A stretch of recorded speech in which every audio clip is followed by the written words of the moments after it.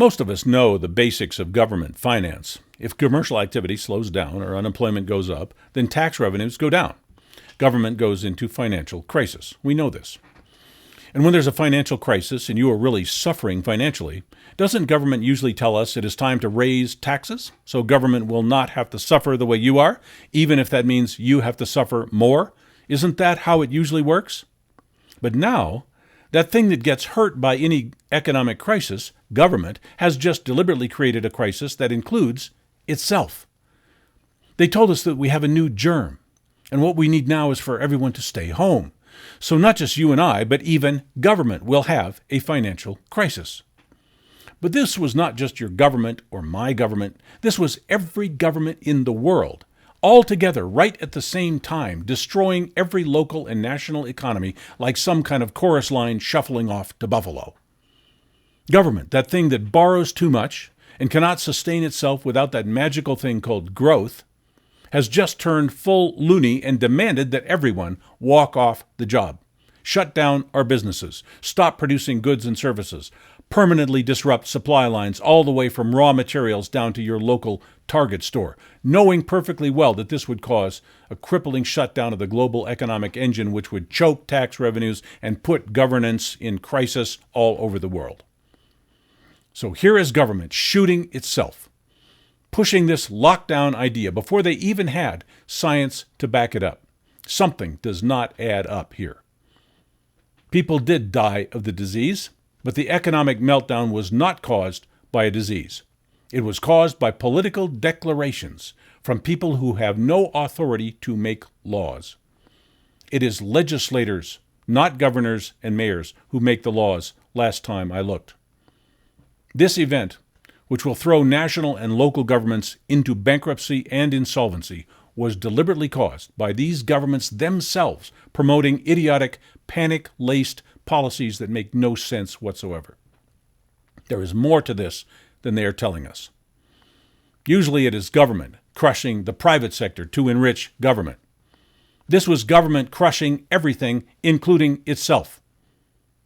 Our country has had virus scares before, pretty much every year. In the last 20 years, we had more than one that had a higher death rate than COVID-19. But suddenly, in 2020, the idea of a national lockdown dropped out of the clear blue sky, and everybody seemed more than happy to jump on that burning, sinking ship, as if we were all looking for an excuse to take an extended, unpaid vacation at home. Everybody, perfectly synchronized, decided that we want to destroy our economy, while at the same time prevent ourselves from developing any immunities whatsoever to this disease. This lunacy was supported and promoted by people who call themselves health officials. And how about this for Orwellian doublespeak? We are all in this together, so let's self-isolate, socially distance, cover our faces. We will all come together by quarantining ourselves and not allowing children to see their grandparents. We will all connect in that way. And they even told us straight up, it wasn't about preventing the disease, it was about flattening the curve, which simply means prolonging the pandemic for as long as possible, as if it was more important to prevent overcrowded hospitals than it was to preserve the economic survival of the entire world. By the way, flattening the curve is another way of saying there will be a second wave, when all of those isolated, immune-challenged moles come back out of their holes and finally get the antibodies they could have gotten 3 months earlier with some normal social interaction. In the meantime, all over the world, food supply chains ground to a halt. Famines and riots have already started. So much for saving lives. Naturally, we have skyrocketing reports of child abuse, spousal abuse, alcoholism, depression, drug abuse, immune system atrophy by over-sterilization and isolation, and naturally, suicides. So much for saving lives. And our governors and mayors, knowing that their governments are in debt up to their ears, step up to microphones and cameras and demand we do the exact things that they know will destroy their government finances, their ability to provide services, their ability to function, their ability to be regarded as credible leaders, and their likelihood of being reelected. Even before this pandemic panic, governments worldwide were defaulting on their pension funds, imposing austerity, cutting services, filing bankruptcy, bailing out too big to fail fat cats, raising taxes on people who can't pay more taxes, printing money and hyperinflating, running interest rates below sea level. So what a perfect time to send GDP into negative 45 points, trigger a global depression, to double down and take government collapses to a whole new level. Really? You think they're shutting down police departments to make Black Lives Matter happy? They're shutting down police departments because they can't pay the police. Why are we all of a sudden using a whole bunch of new ways to fight a seasonal disease? In my life, I have never before stood 6 feet away from people in a grocery store checkout line. I have never worn a mask to walk my dog. I have never seen healthy people wearing masks or quarantining themselves in my life, except in authoritarian countries where they make rules like that. We didn't see it because there's no science to support any of that. It's theater. It's mind control. It's some kind of political gamesmanship, and we are stooges for playing along. Did this come out of the current popular mindset that any public policy, no matter how bad, is all right if in some way it hurts Donald Trump, or if it sells vaccines, or if it gives government an excuse for more mass surveillance?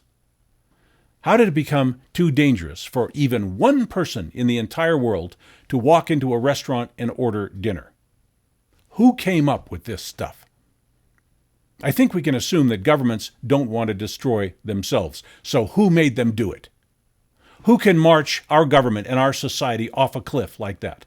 Who is it who, in a space of 1 or 2 weeks in March of 2020, commanded governments to immediately drop everything they are doing and self-destruct and tell every mainstream news anchor to tell the rest of the world to follow along? Who can pull strings like that? Who can take an average flu season and turn it into a global economic meltdown in the space of a few weeks?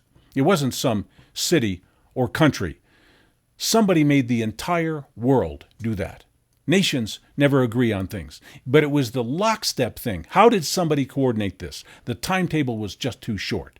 Even a school district can't move that fast. Whoever that is, they totally control media. They totally control government. They control nearly every message we hear from our TVs, our computers, our cell phones, even our own neighbors. But they've done it more than once now, even after everyone could see the mistakes. Just when we're thinking we're opening up, okay, George Floyd gets killed or dies from fentanyl, and then, of course, we have to go out and smash stores in every city, lock it down again. Okay, now it's over. Okay, we can go back. Oh, no, we're having our second wave. Lock it down again. Oh, wait, is there a solar eclipse coming? Should we lock it down again? As if there were no consequences every time we do this? So it's not just that people who aren't even doctors or scientists are shutting down the system for no apparent reason. Aren't reporters supposed to ask questions? When did that stop? We're supposed to go along with destroying the global economy, and not one reporter is curious enough to ask if the disease is really that bad. Credible parties have accused Anthony Fauci of committing felonies, and not one journalist asks him about that while they shower him with airtime and let him dictate policies on social distancing. Did journalists go extinct or something? Is anyone even curious where all our governors and mayors got the signal to shut it all down? How did they even get that idea? Who gave the signal? How do they work that? How do they get the media to say that hospitals were swamped, and the next day citizen journalists hit those same hospitals and they were all dead empty? How did that happen? Okay, they lied. But why did they lie? What made them stage busy hospitals when they knew there were no busy hospitals? How do you get reporters to do that? Health officials, many of them, all at once, all over the place, come out and said, if you die of a heart attack or a bullet wound, then we're going to call it COVID death. How did that happen? How did they synchronize a ridiculous talking point like that among national and local health officials? I'd like to know where the central global control room is for something like this. If you have any evidence or information about who the puppet masters are, please come forward. We can't let this happen again. We need our jobs, our businesses. We need each other to do what we do for each other. All of us.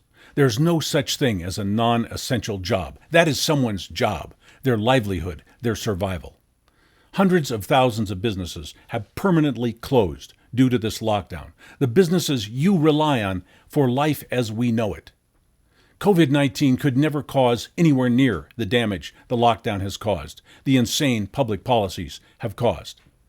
When the governor comes out and tells us to destroy our economy and our livelihoods, we have to refuse that.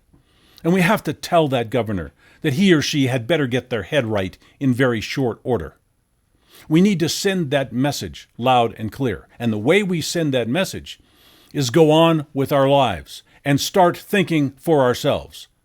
Here is what it looks like. The governor walks up to a microphone, tells us all to do something, and nobody does it. That's how it will have to be before we get out of this mess. Politicians have lost their privilege to lead anyone. They have squandered that. Protesters don't care about social distancing. Why should we? We need to keep businesses open and running, because if we don't, as we all start to feel what global economic collapse feels like, we are not going to like it. Thank you for watching and sharing Jerry Day's videos.